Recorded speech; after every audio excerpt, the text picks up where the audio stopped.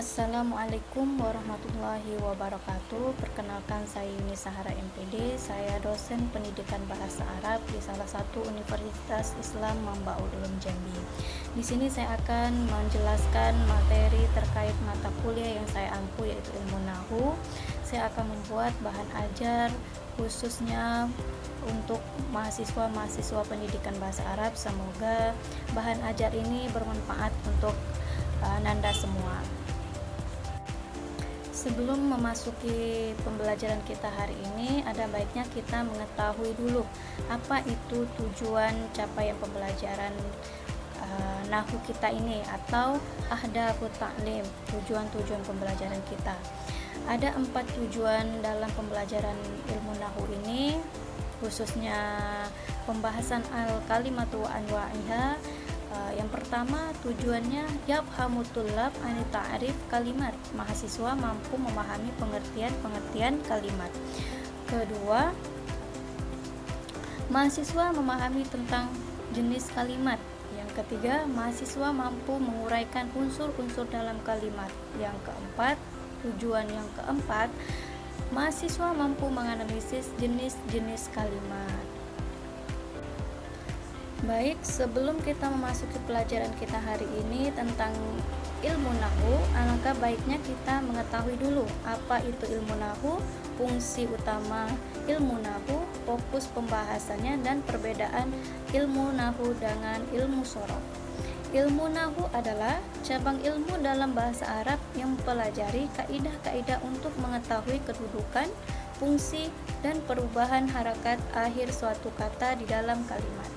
Kemudian, fungsi utama ilmu ini berfungsi untuk menjaga lisan dari kesalahan membaca teks Arab yang sering disebut tahrif, dan memastikan makna sebuah kalimat tidak berubah dari tujuan aslinya. Ilmu nahu juga sering disebut sebagai gramatika atau tata bahasa Arab. Fokus pembahasan ilmu nahu. Ilmu nahu tidak mengubah bentuk dasar sebuah kata, melainkan mengatur harakat akhir suatu kata berdasarkan posisinya dalam kalimat.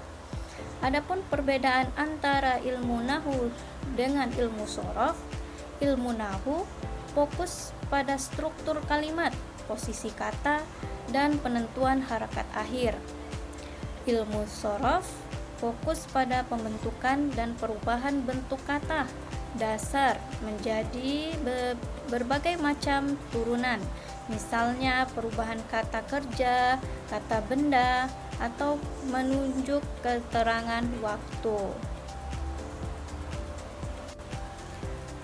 Baik, toyib, masuk pada pembahasan kita kali ini, yaitu tentang al-kalimatu wa anwa'iha. Dalam ilmu nahu terdapat beberapa pembahasan, salah satunya kalimat dan jenis-jenisnya. Adapun perbedaan antara kata dan kalimat dalam bahasa Arab, kata dalam bahasa Arab adalah kalimat, sedangkan kalimat dalam bahasa Arab adalah jumlah. Al-mislu nahaba ummun ila suki, ibu pergi ke pasar. Ini adalah contoh jumlah dalam bahasa Arab. Adapun contoh kalimat yaitu apa saja? Zahaba adalah contoh kalimat. Dia berbentuk kalimat fi'il. Ummun adalah contoh kalimat. Dia berbentuk isim. Ilah adalah kalimat.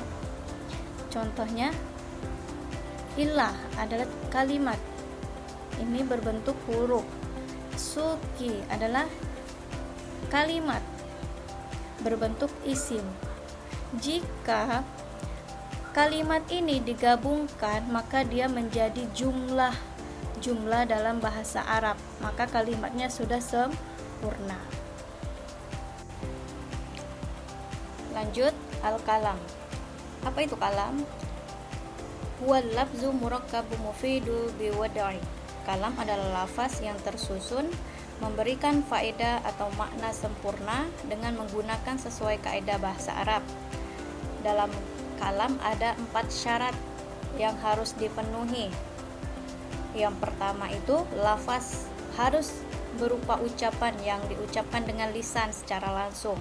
Kemudian murakkab terdiri dari dua kata atau lebih yang tersusun. Contohnya zahaba Muhammadun, hadara Muhammadun.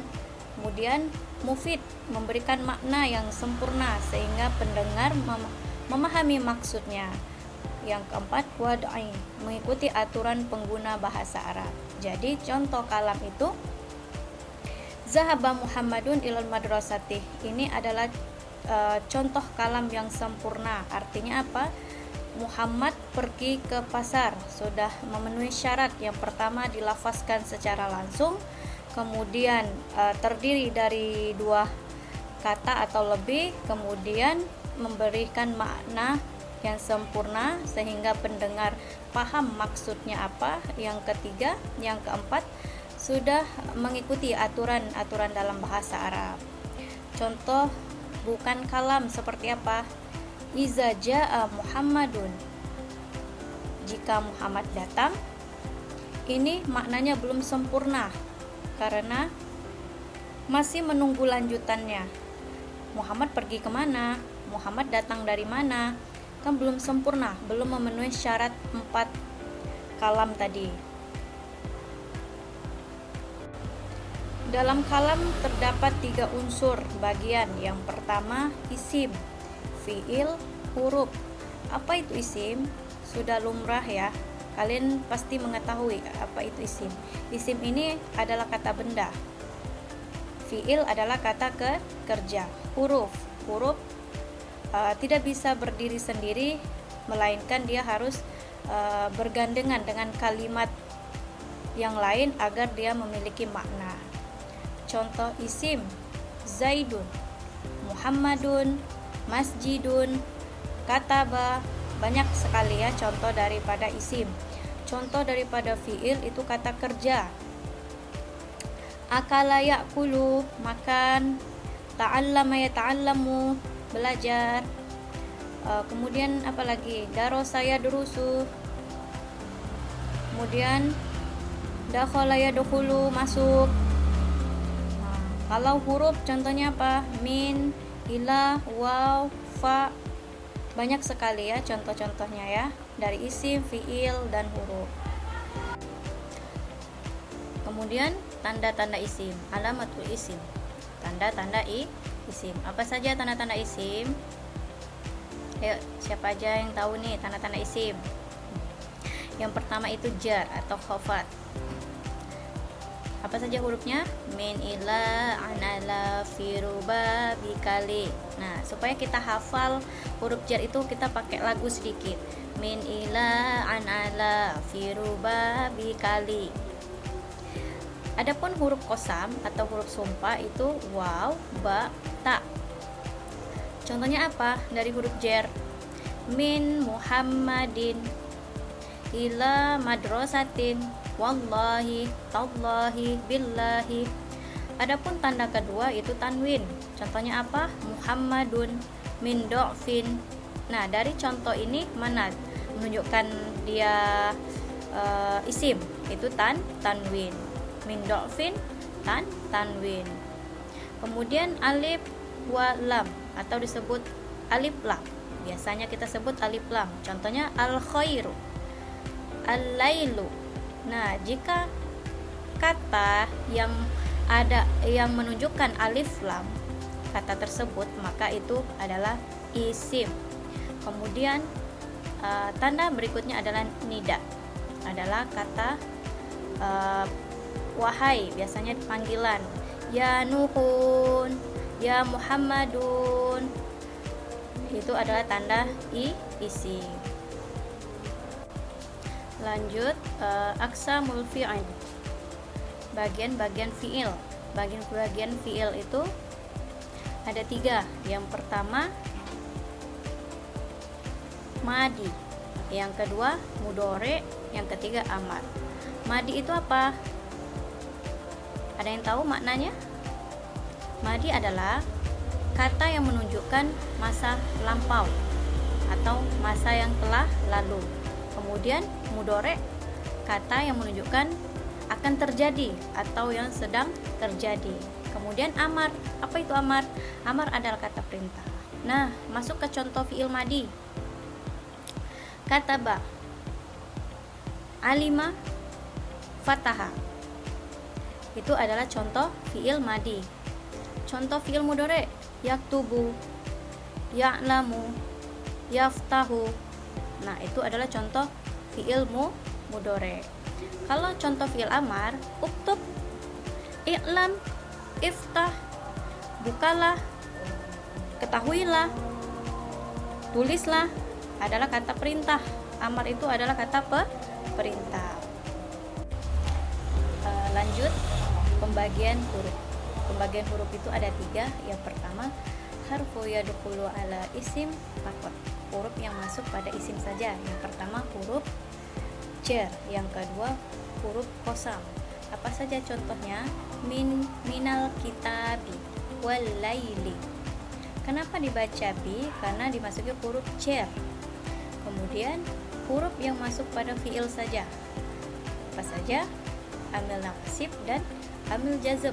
Contohnya ayyan suro, lam yansur. An adalah amil nasib. An yansuro, kenapa dia di baris si fathah? Karena dimasuki amil nawasib. Lam yansur, kenapa dia di baris si sukun? Karena dimasuki amil jazm. Kemudian huruf yang masuk pada fiil dan isim saja. Apa saja? Huruf istifham. Contohnya hal akalta, hal akalti. Itu contoh istifham masuk pada fiil. Kalau contoh istifham masuk pada isim, hal kitabu jadidun, hal kitabu jadidun, apakah kitabmu baru?